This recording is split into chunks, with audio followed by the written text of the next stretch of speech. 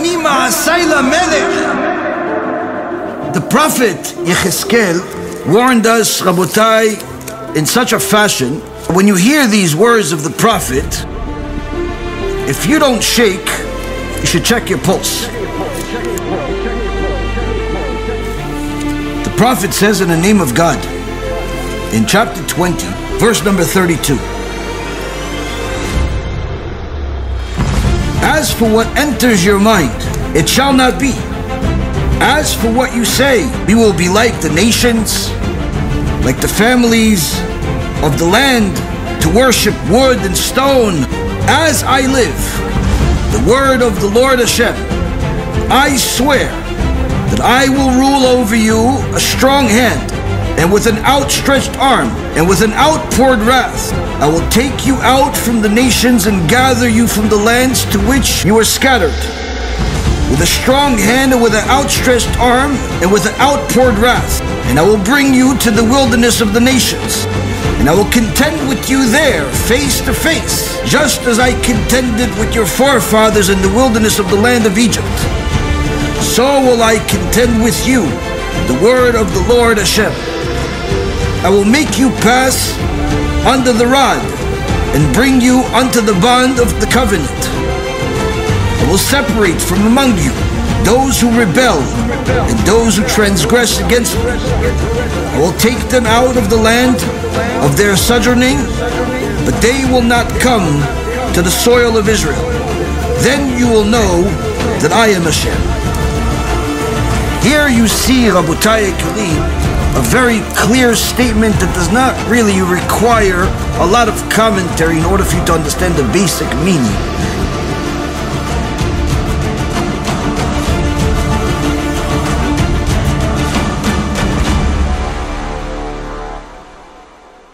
A later prophet, Ezra, repeats the same concept. In chapter 9, first verse, when these matters were concluded, the officers approached me, saying, the people of Israel, the Kohanim and the Levites, have not kept themselves apart from the people of the lands, meaning the Gentiles, doing like the abominations of the Canaanite, the Hittite, the Perizzite, the Jebusite, the Ammonite, the Moabite, and the Egyptians and the Ammonite.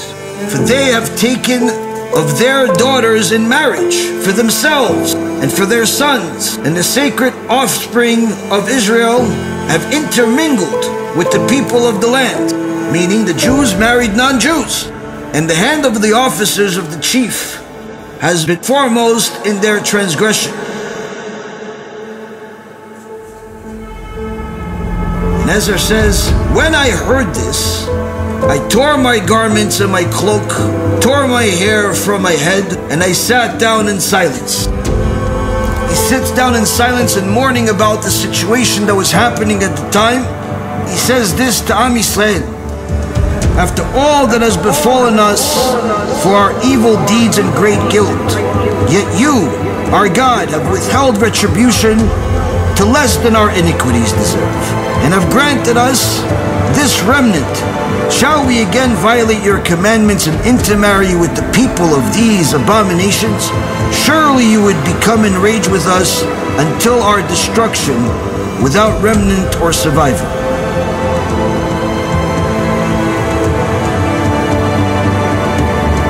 Ezra Sofer sees the situation. He actually then rebukes the people, tells them that if they continue this, Hashem will destroy them. And then he, in essence, prays to Hashem, says that Hashem, I know that if we continue this, you're going to destroy us.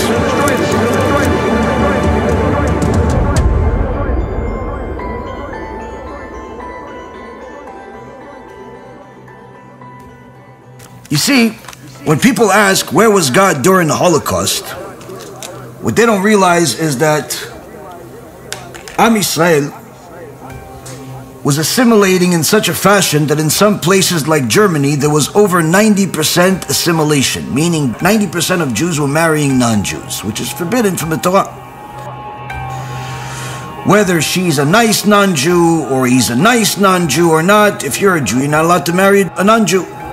regardless of what you like, dislike, agree, disagree, it's irrelevant. These are the rules that your Creator made. When people ignore this in the past, at the time of Ezra, at the time of Yechezkel, at the time of Isaiah, all of these different prophets, Hashem sent them multiple warnings before He punished them, but ultimately, since they didn't listen, He eventually brought Holocaust. The Holocaust of the destruction of the first Bet HaMikdash, the first temple, the Holocaust of the second Bet HaMikdash, the Holocaust that have been happening throughout the last couple of thousand years that we've been in the exile.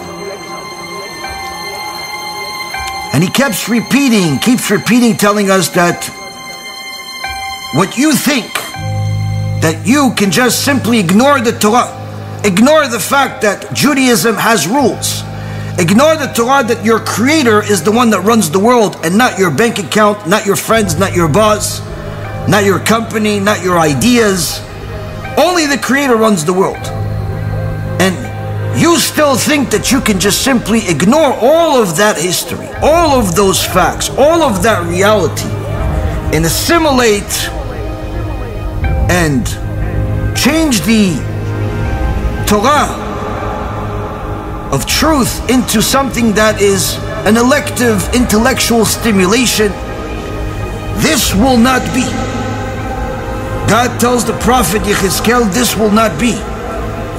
Your extraordinary efforts to assimilate, to strive to become doctors, lawyers, and accountants, and investment bankers, and Hollywood stars, and all types of other professions rather than being a kosher Jew first that follows the Torah. And then that means having a kosher profession, regardless of what that is. But you decided to make your profession number one. You decided to make your desires number one. You decided to make your lusts number one. You decided to make my Torah not only not number one, but not even part of the equation, to such an extent that you violate Shabbat, you intermarry, you act immoral. This will not last long. This will not be forever. Eventually, I'm going to show you who's God.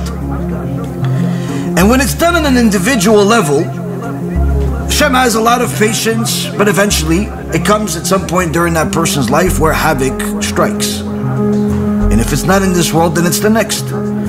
But when it comes on a national level, when the Jewish nation acts out against the Creator, Hashem has even more patience. He could literally wait several generations to see if there's a change, to see if more people do tshuva and change and come back to Him. But eventually, when the cup of sins and desecration of His name fills up, Hashem brings a Holocaust. But not before He crushes the ideology of all of those that went against Him, to show them that everything that they did, they didn't even end up profiting from it. And Rav Wasserman told us that the people that will suffer the most at the time of Mashiach, when He arrives, are those people that not only did not do tshuva, but also were rich, because at least they had a tool that was something that would allow them to help publicize Torah, help take care of many of the sins that they've made by helping other people do mitzvot. And they didn't even use that tool. And he was literally telling us that the tragedy was an ideological tragedy, but most people didn't realize it until it was too late. The same thing is happening as we speak.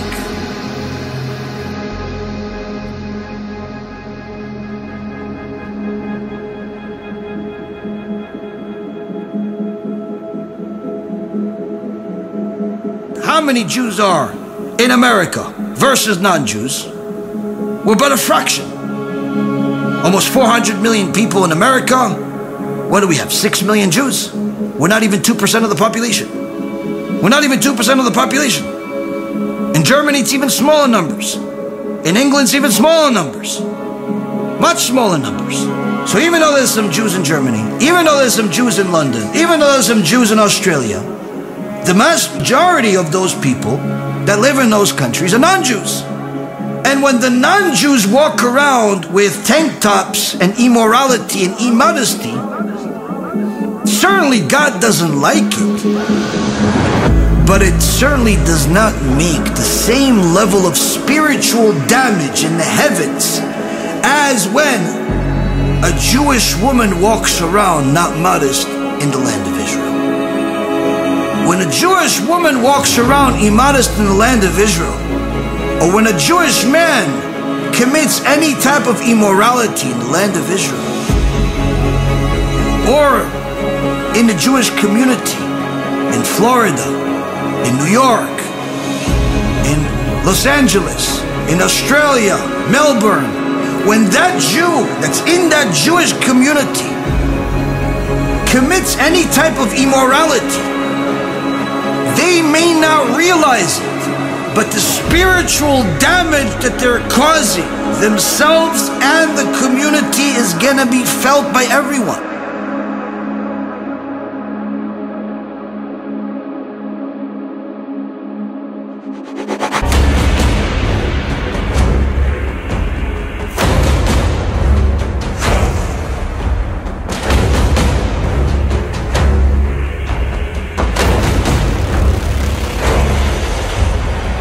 Elchanan Wasserman says the most critical point that we must know as a result of everything that's happening right now and everything that we learned, is having the proper motivation. The motivation of fighting against Amalek.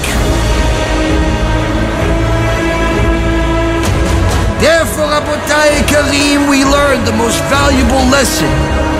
Rav Elchanan teaches us an extraordinary lesson just by the title. אומר מעשיי למלך.